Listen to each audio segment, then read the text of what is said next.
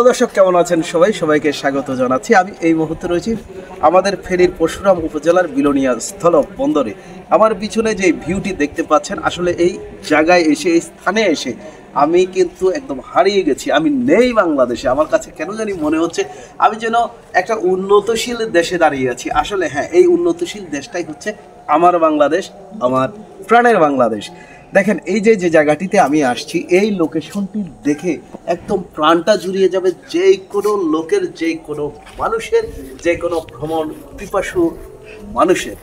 এই ভিউটা দেখার পরে আমার কাছে মনে হয়েছে যে আমার দেশ, আমার প্রাণের বাংলাদেশ, যদি সারাটি দেশ যদি এভাবে পরিবর্তন হয়ে যেত, আর সেই পরিবর্তন ঘটাতে হলে আমাকে আপনাকে দেশকে ভালোবাসতে হবে, দেশকে এগিয়ে নিতে হবে।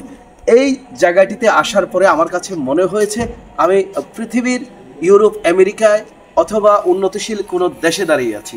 আর অথচ আমার বাংলাদেশে এত সুন্দর সুন্দর ভিউ রয়েছে, এত সুন্দর সুন্দর লোকেশন রয়েছে, সেটিকে তো আমরা জানি না। আপনারা যারা ভ্রমণ পিপাসু রয়েছেন, আপনারা কিন্তু চাইলে আপনার পরিবার নিয়ে, আপনজন নিয়ে, প্রিয়জনকে নিয়ে কিন্তু আসতে পারেন এই জায়গাটিতে। ফেনীর পরশুরাম উপজেলার বিলোনিয়া স্থলবন্দরে দেখার মতো একটি স্থান, দেখার মতো একটি লোকেশন। আপনারা দেখতে পাচ্ছেন কত সুন্দর করে কিন্তু এটি সাজানো হয়েছে। এটি হচ্ছে একটি প্রশাসনিক এরিয়া।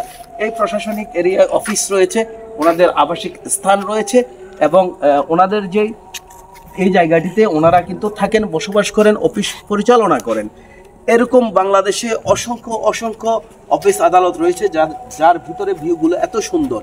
আমার কাছে আসলে ভালো লেগেছে। আপনাদের কাছে কেমন লেগেছে জানি না, সেটা অবশ্যই কমেন্টে জানিয়ে দিবেন। কিন্তু সর্বসাধারণের জন্য উন্মুক্ত নয়। তবে আপনি চাইলে এখানে যে বন্দর কর্তৃপক্ষ রয়েছে, সেই বন্দর কর্তৃপক্ষ থেকে অনুমতি নিয়ে এই জায়গাটি আপনি ভ্রমণ করতে পারেন, ঘুরে দেখতে পারেন। আপনাদেরকে আমি দেখালাম বিলোনিয়া স্থলবন্দরে কত সুন্দর একটি লোকেশন। তো ভালো থাকবেন, সুস্থ থাকবেন। অবশ্যই ভিডিওটি কেমন হয়েছে কমেন্টে জানিয়ে দিবেন।